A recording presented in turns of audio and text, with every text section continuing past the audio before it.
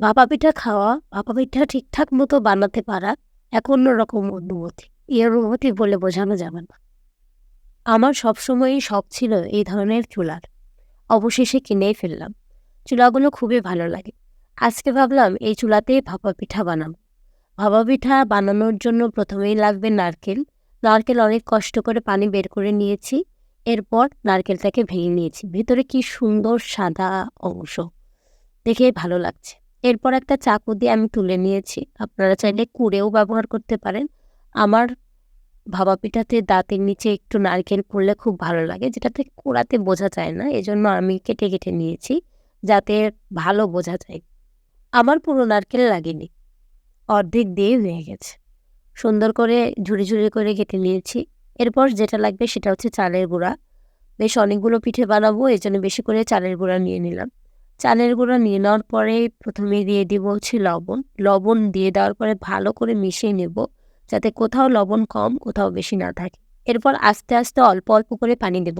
একসাথে পানি বেশি দেওয়া যাবে না, তাহলে রুটি বানানোর ডো হয়ে যাবে। এমনভাবে আটাটা গুলতে হবে যেন মুঠ দিয়ে আটাটা ধরলে একটা দলা তৈরি হয় এবং চাপ দিলেই ভেঙে যায়।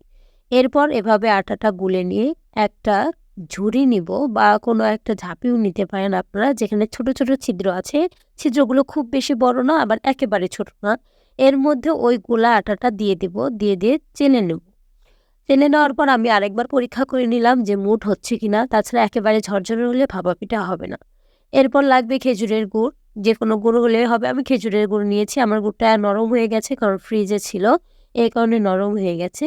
আমার এখানে লাগছে নারিকেল, খেজুরের গুড়, আমি বাদাম এবং কিশমিশ নিয়েছি। এরপর 2টা কাপড় লাগবে, একদম নেটের মতো। এরপর যেটাতে বানাবো সেইটা, এবং চুলা।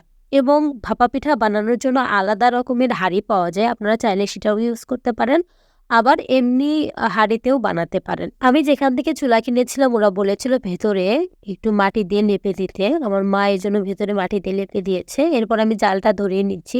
জাল ধরাতে অবশ্যই আমাকে সাহায্য করেছে আমার ছোট বোন এবং আমার মা, কারণ আমি মাটির চুলাতে তেমন জাল ধরাতে পারি না।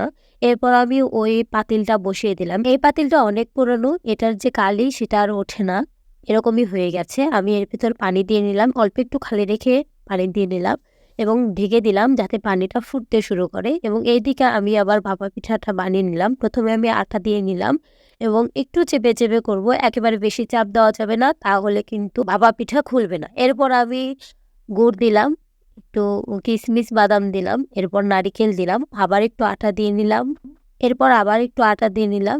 একেবারে ফুল করবো না, অল্প একটু খালি রাখবো, কারণ আমি ওপরে আবার নারিকেল আবার গুড় এগুলো দেব। এরপর আবার গুড় দিয়ে নিলাম, এরপর কিশমিশ বাদাম দিয়ে নিলাম, নারিকেল দিলাম। এরপরে এর ওপর বেশি করে আটা দেবো এবং হাতের তালু দিয়ে ঘষে ঘষে অতিরিক্ত আটাটা ফেলে দেবো। ততক্ষণ ঘষতে থাকবো যতক্ষণ না পর্যন্ত নিচের গুড় দেখা যাচ্ছে না। এরপর যে কাপড়টা রেখেছিলাম সেই কাপড়টা দিয়ে ঢেকে নেব। এদিকে আমার পানি গরম হয়ে গেছে, আমি একটু ওপর থেকে হাত দিয়ে দেখে নিচ্ছি।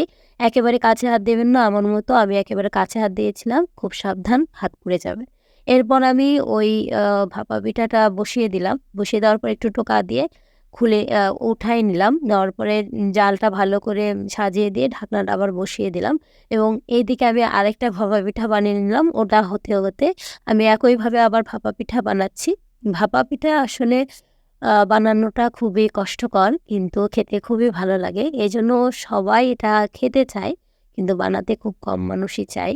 এইটা বানাতে বানাতে আবার ওই দিকের ভাপা পিঠাটা হয়ে গেছে। আমি এটা রেখে দিয়ে ঢাকনা তুলে নিলাম। ভাপা পিঠাটা উঠায় নিলাম এবং নতুন ভাপা পিঠাটা আবার দিয়ে দিলাম একইভাবে, ঢাকনা দিয়ে ঢেকে দিলাম। এবার এদিকে দেখতে আসলাম যে কেমন হয়েছে ভাপা পিঠা। আসলে এত সুন্দর হয়েছে, আমি দেখেই অবাক হয়ে যাচ্ছি।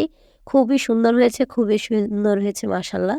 আমার ভাপা পিঠা বানানো এবার ২য় বার।